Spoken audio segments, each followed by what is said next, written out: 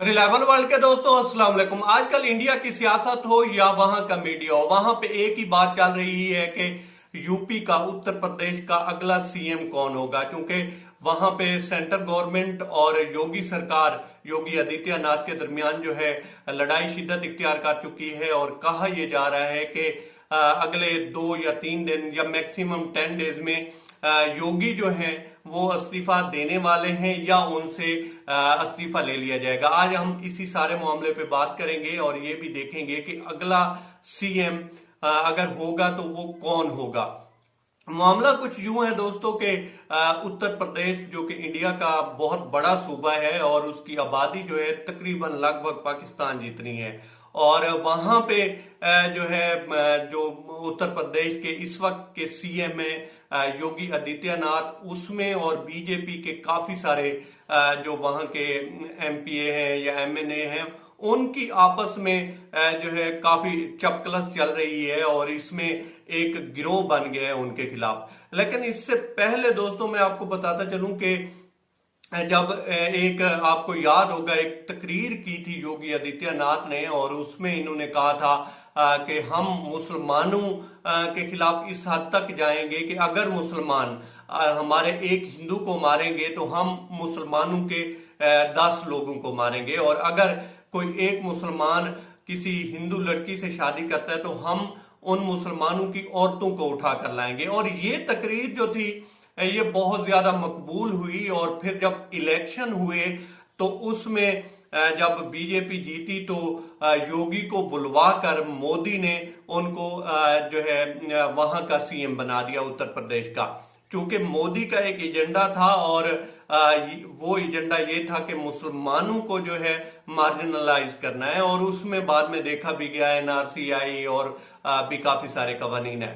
अच्छा, यूं ही मामलात जो है इनके चलते रहे और फिर जो है योगी ने जो एजेंडा था उसके ऊपर काम भी किया। वहां पे मुसलमानों की मॉब लिंचिंग भी हुई, इसके अलावा बीफ के नाम पे मुसलमानों को मारा भी गया, और भी काफी सारे जो है मामलात हुए मुसलमानों के खिलाफ। यहां तक के जो इंसानी हकूक की तंजीमें थी उन्होंने जब रिपोर्ट दी तो उसमें इंडिया को एक गैर महफूज मुल्क करार दे दिया बाकी अकलियतों के लिए, बाकी मजाहब के लिए।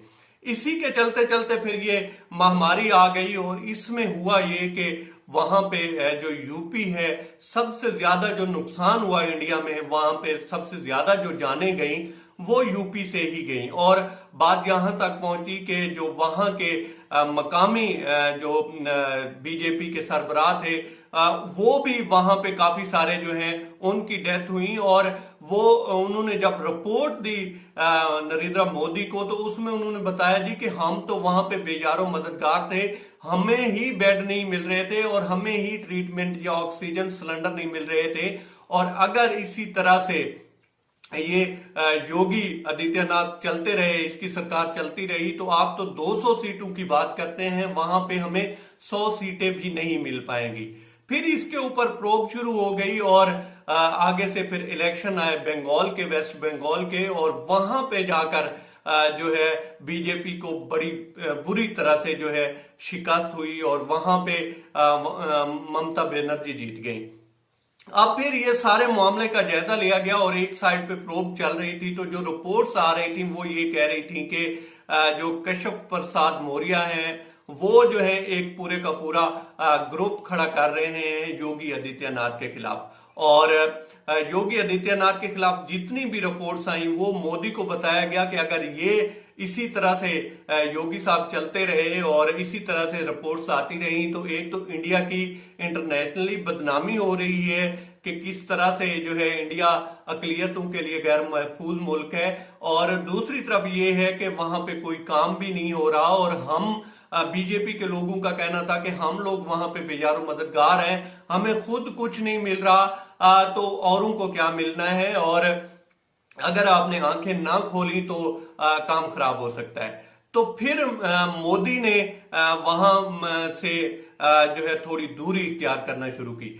फिर एक और वजह यह भी कही जाती है कि जो योगी सरकार है वो जब भी तकरीर करते थे या कोई बात करते थे, क्योंकि इंडिया में ये मतलब समझा जाता है कि अगर कोई उत्तर प्रदेश का सीएम है तो उसको ये समझा जाता है कि फ्यूचर का वजीर आजम है इंडिया का।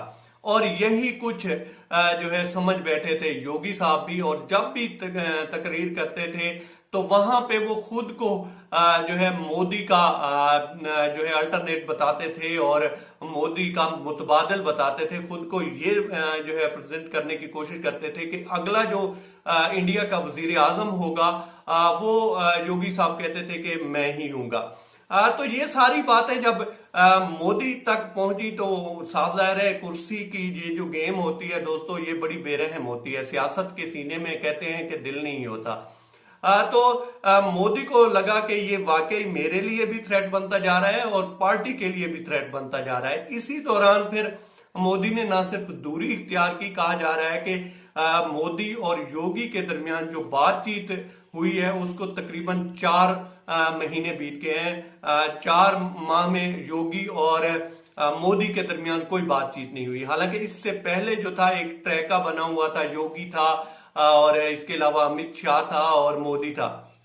तो ये तीनों की तस्वीर आती थी और फिर कहा जाता था कि अगर ये तीनों हैं तो सब कुछ मुमकिन है। ये इंडिया में एक नारा लगा हुआ होता था। और फिर जब ये दूरी हुई तो इस दौरान अभी आकर जो है योगी की सालगिरह थी कुछ ही दिन पहले, 1 या 2 दिन पहले, तो मोदी ने उसको विश करना ही बेहतर नहीं समझा। मामला इतने इस कदर बिगड़ गए। तो यहां से बातचीत जब मुनक़ता हुई तो ये बातचीत जो है मीडिया में भी स्टार्ट हो गई कि अब तो योगी का जाना जो है पक्का है, वो आज गए या कल गए। अब इसके रिस्पॉन्स में फिर योगी ने ये किया कि जो उसका ट्विटर हैंडल था वहां से जो मोदी सरकार है या मोदी है उनकी तस्वीर ही हटा दी। आपने ट्विटर हैंडल से मोदी की जो तस्वीर थी वो हटा दी। तो ये जो मामला था ये सारा कुछ एक खिचड़ी सी पकी और पूरी अपनी एक्सट्रीम लेवल पे इस वक्त पहुंच चुका है। और कहा यही जा रहा है कि योगी जो हैं वो आज गए या कल गए। लेकिन अब बात ये हो रही है कि इनका मुतबादिल कौन होगा। तो इसमें 2 नाम लिए जा रहे हैं। एक कशफ प्रसाद मौर्य हैं जो कि पहले ही एक धड़ा बना चुके हैं, और फिर है अरविंद प्रसाद शर्मा। लेकिन इसमें अरविंद प्रसाद शर्मा का कहा जा रहा है कि शायद ये बने, ज्यादातर चांसेस जो हैं वो कशफ प्रसाद मौर्य के हैं। लेट्स सी, अब देखते हैं कि क्या होता है। लेकिन अगर इस तरह से होता है तो वाकई इंडिया की सियासत में बहुत बड़ा भूचाल होगा और बहुत बड़ी तब्दीली होगी।